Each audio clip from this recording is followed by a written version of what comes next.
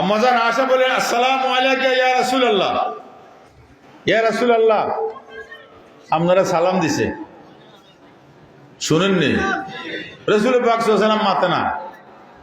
আসসালামু আলাইকা ইয়া রাসূলুল্লাহ, মাতে না। আম্মাজান আয়েশা আশ্চর্য, কিরে আল্লাহ রাসূল দিয়ে আমার সালামের জবাবও দেয় না। কতক্ষণ পরে মানান্তি, এই তুমি কে? আয়েশা কো আনা আয়েশা। মানা আয়েশা, আয়েশা আবার কে? আয়েশা রাদিয়াল্লাহু তাআলা আনহা আশ্চর্য, কিরে আমরা তো চিনে না। বিনতু আবু বকরিন, আবু বকরের মেয়ে আয়েশা। মান আবু বকর, আবু বকর আবার কে? আবু বকর ইবনে কুহাফা, কুহাফার ছেলে আবু বকর। এই পর্যন্ত আসি, আম্মা জানের কেন মনে কষ্ট হয়েছে না? বাসা চলে আসে, ঘরের মধ্যে আয় রাগ করি, অভিমান করি বৌরিছে। এবার কিছুক্ষণ পরে রাসূল পাক সাল্লাল্লাহু আলাইহি ওয়াসাল্লাম আসে, এবার বলতেছে, আসসালামু আলাইকা ইয়া আয়েশা।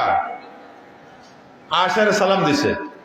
আয়েশা রাদিয়াল্লাহু তাআলা আনহা কয়, অন কত সুন্দর করে সালাম দেন, একখানা গা সালাম দিছি, আপনি আরও চিনেন না, আর বাবারও চিনেন না, আর দাদারও চিনেন না, আসলে আপনি মাঝে মাঝে এরকম হয়ে যান কা?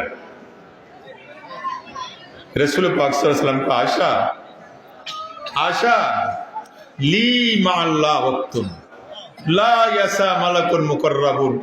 আমি মাঝে মাঝে এত আল্লাহর নৈকট্য লাভ করি, এত আল্লাহর কাছে চলে যাই, তখন আমি আর আমার আল্লাহ ছাড়া আমি আর কাউকে দেখি না, কাউকে চিনি না, কাউকে বুঝি না।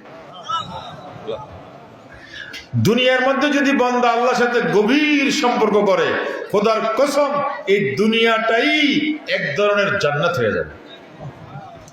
এক ধরনের কি হবে? বান্দা যখন অনুভব করবে আমার সাথে আমার আল্লাহ আছে, বাংলা বই